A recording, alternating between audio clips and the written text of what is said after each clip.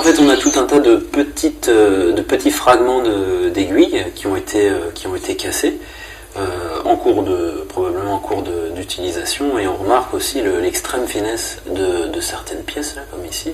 C'est vraiment très très fin, et ça explique qu'en fait ce soit fragile.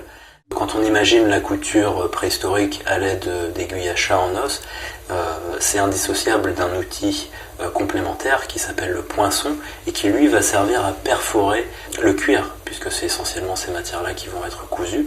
Donc le poinçon perfore le cuir, et l'aiguille, son rôle, c'est simplement de passer le fil, qui va être en tendon par exemple.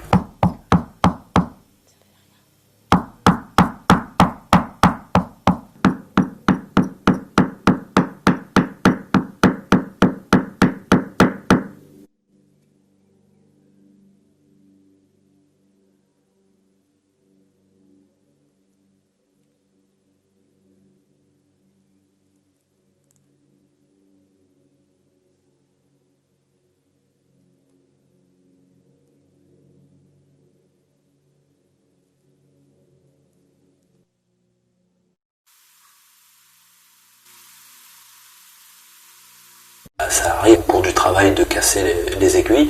Tant qu'on peut les réparer, si elles sont suffisamment longues, on va les réparer, retailler une pointe ou refaire une perforation. Par contre, quand elles sont devenues trop petites, en général à Boirago c'est en dessous de 2 cm, elles vont être simplement abandonnées. C'est la fin de la vie de l'outil.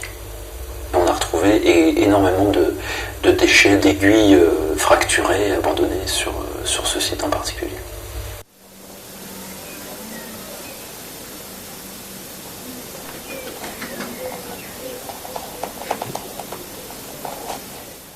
Cet outil, en fait, dans sa fabrication, son élaboration, sa finesse, il va mettre en relief un travail du cuir, un travail de couture relativement élaboré, avec des savoir-faire techniques particuliers liés à la finesse des peaux, à la finesse des coutures.